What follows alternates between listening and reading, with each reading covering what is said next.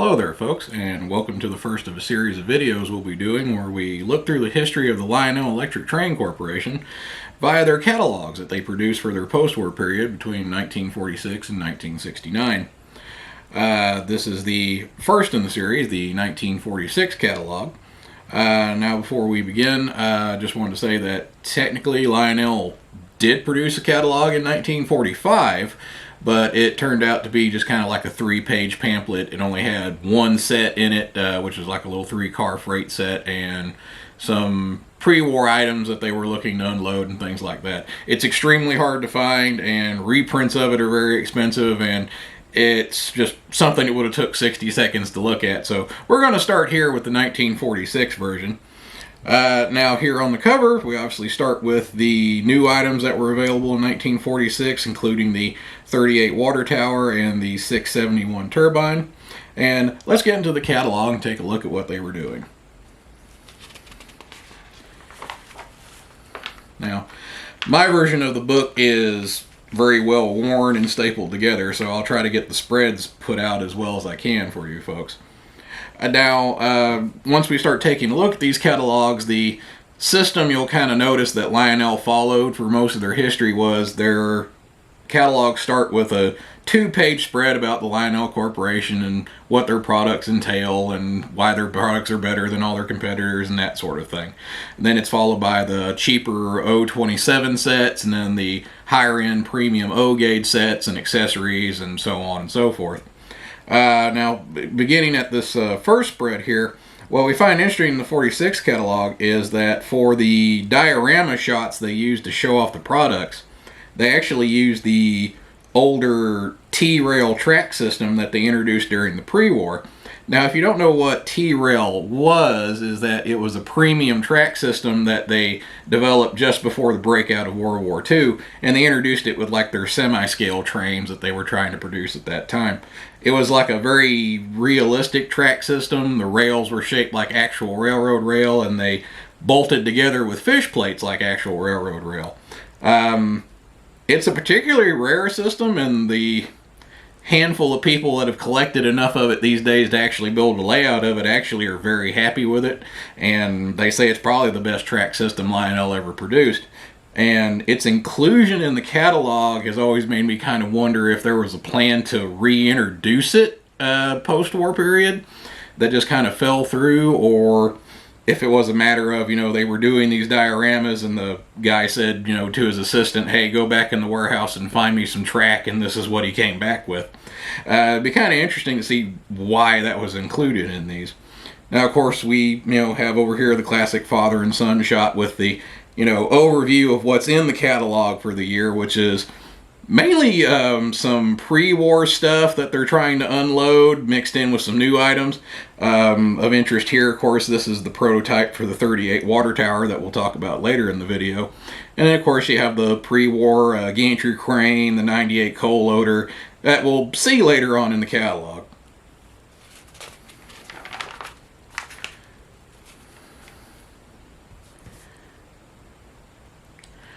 Now, beginning with this spread, we see what's pretty much probably the most interesting thing in the entire catalog, which is the introduction of pretty much the big premium item that they came up with for the 1946 catalog, which was the Lionel electronic control set.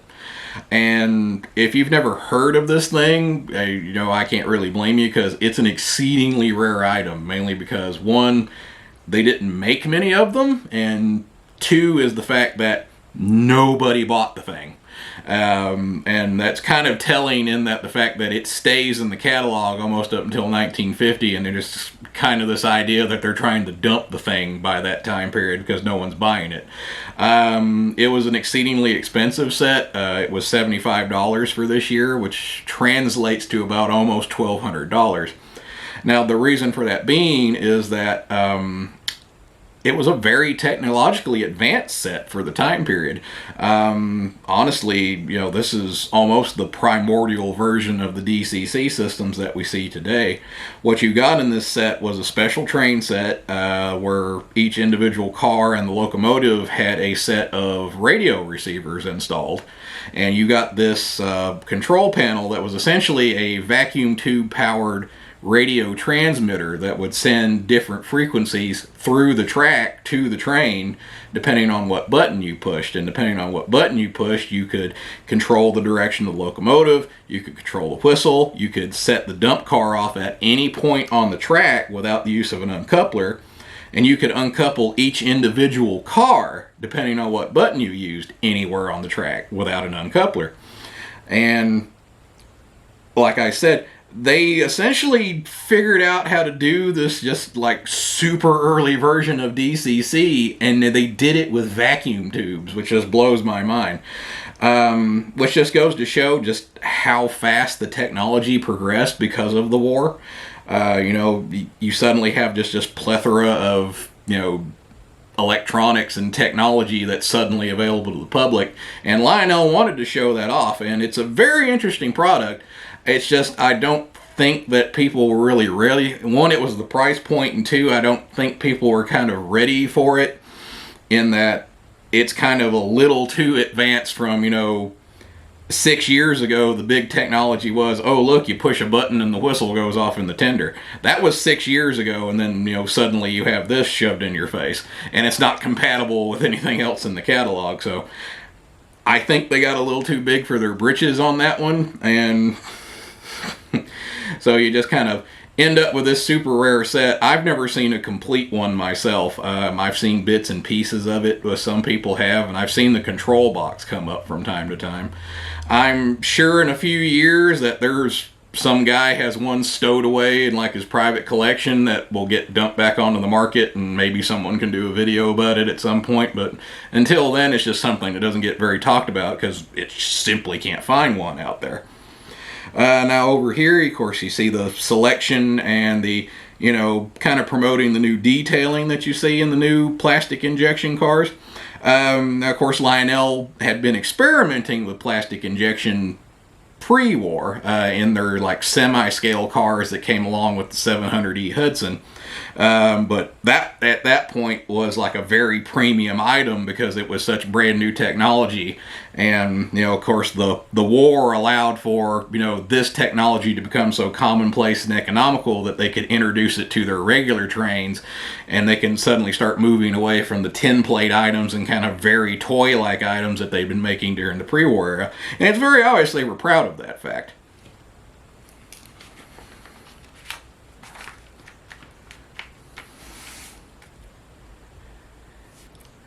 Now, of course, what we start with is the 027 sets, which are the lower end, more affordable sets to folks. Of course, pretty much every Lionel catalog in the post-war period starts with, a 242 hauling 3 freight cars.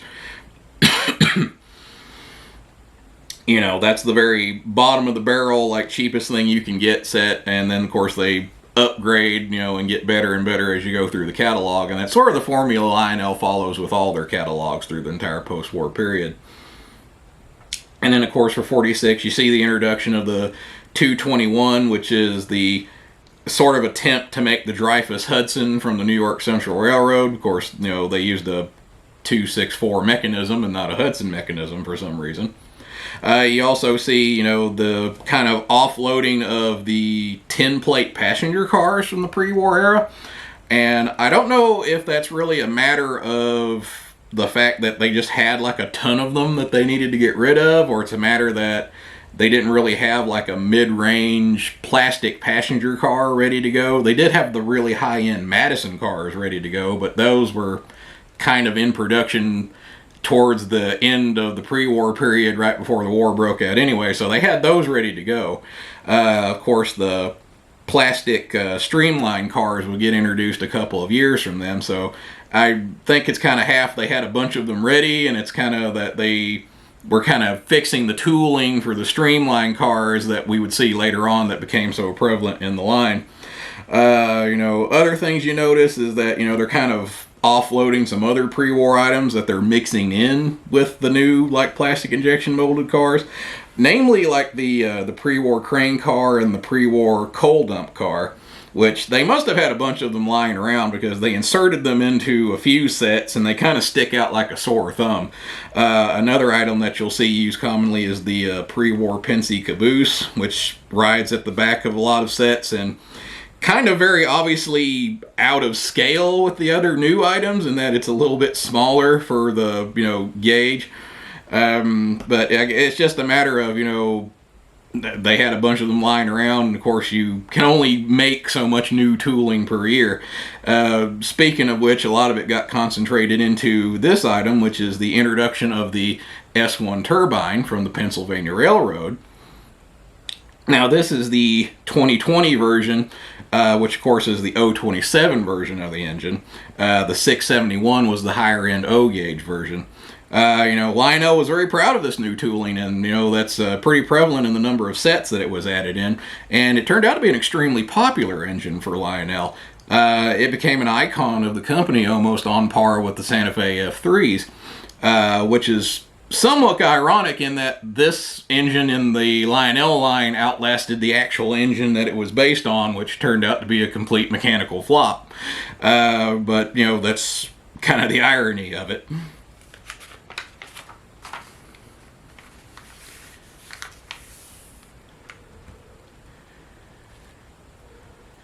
Now here we have the higher end 027 sets, and of course now you can see the prevalence of the 2020 being used in it, and that it pretty much heads the entire 027 set line for that year. And of course you get the mixing of pre-war and post-war stuff. Of course you have the new injection molded freight cars. Again, you see the the very early rare silver version of the new coal dump car. And, again, you see the old pre-war caboose and the old pre-war crane car getting inserted in the set so they can kind of get rid of them.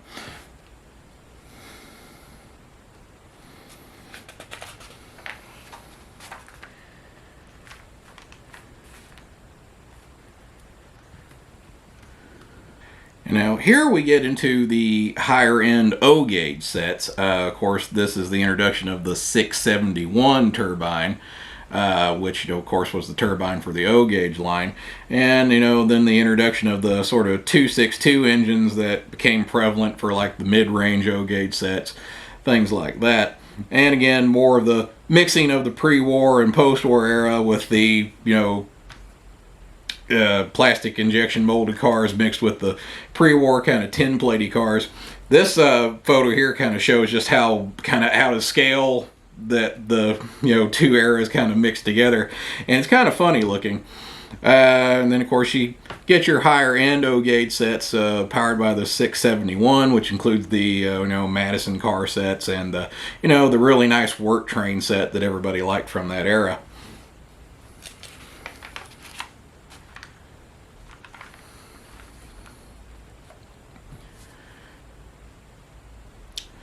Now, luckily, my version of the catalog actually contains its original price sheet and its service station listing, but I'll set this off to the side. Unfortunately for this spread, my price list is kind of stapled in here with the rest of the pages, so I'll have to show you one side and then the other.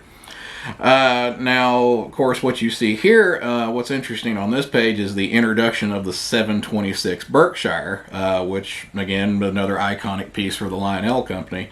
Not on par with like the turbine or the F3, but still a very recognizable engine in the line. This is the 726 version, which of course would later turn into the 736 version when Magnetraction was later added.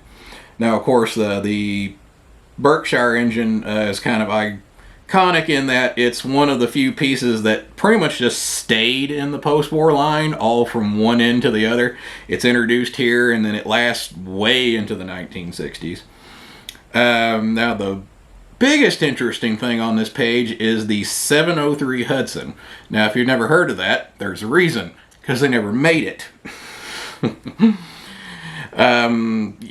They took a picture from my imagination. What they did was they took a 700E they had lying around and they dressed it up, and they were going to make this new tooling and make an upgrade to the 700E, and this is what you ended up with. And if you look on the other side, I mean, essentially what they were marketing was just a reissue of the 700E kind of semi-scale sets that were available just before the breakout of World War II. You know, they got the semi-scale car sets, they've got the Madison set, and it looks like they were just kind of going to issue an upgrade of the 700E sets that were the really high-end sets towards the end of the pre-war period. But for one reason or the other, this thing just didn't happen.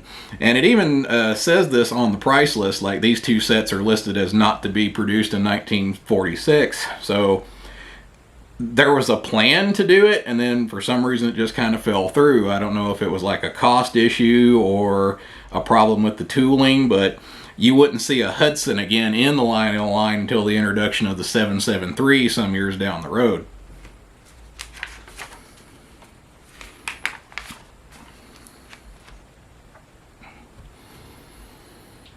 And then, of course, we get into the separate sale section, which is a section usually reserved after the set section of the 027 and O gauge sets. Essentially, what Lionel would do is that anything that was in a set could also be purchased as a separate sale item. So, of course, you have all the locomotives we've seen so far, and the idea was to have the 703 be a separate sale item as well, but of course it just didn't happen. Again, I'm not quite sure what this is in the picture, whether a prototype was made, or like I said earlier, in my imagination, they just kind of took a 700E and redressed it a little bit. But again, you know, you see the new cars we've seen so far mixed in with the pre-war stuff they're kind of trying to get rid of, the crane car and the tin-plate passenger cars. Of interest over here is the fact that they look like they had some of the semi-scale cars from the high-end set that were made just before the breakout of the war that they appear to be trying to offload. And then, of course, you got the pre-war Pensy caboose and, you know, the addition. And finally, we see the new crane car, which was part of one set we've seen so far. Why they didn't make this the regular crane car, I don't know, unless they just wanted rid of the pre-war ones.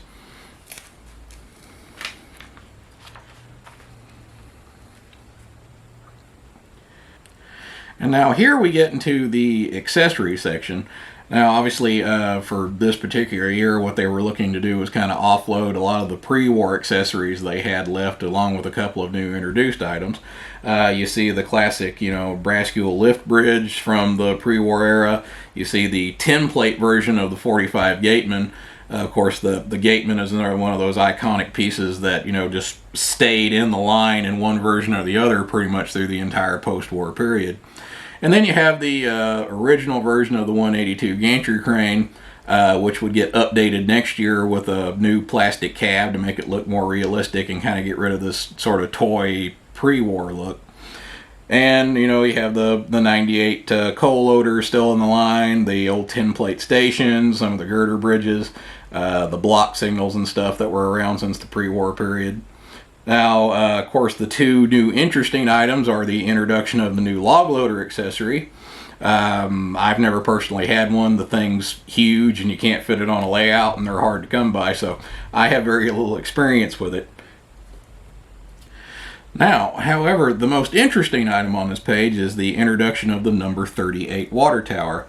And the story behind that is, if you don't know what it is it's essentially the precursor to the 30 water tower that, you know, we're all pretty familiar with because that's the one that ended up being the one they made for years and years and years on end.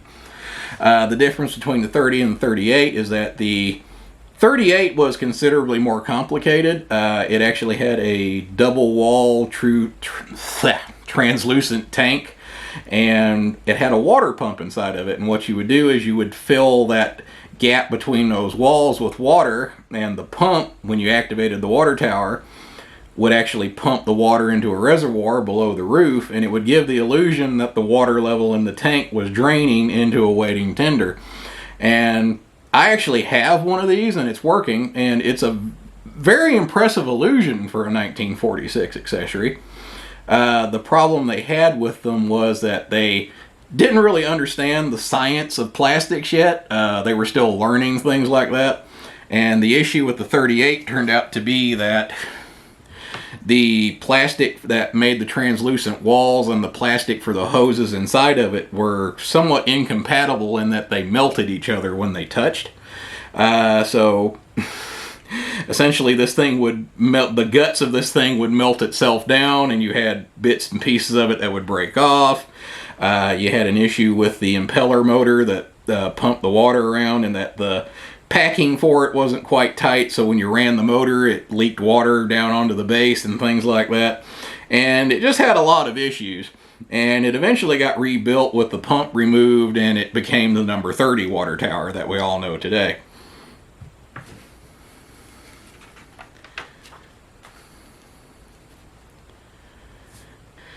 And then lastly, we have the page where they sell, extra track pieces. We've got the 022 switches everybody's familiar with, and some 042s, the crossovers, the O gauge and 027 track pieces.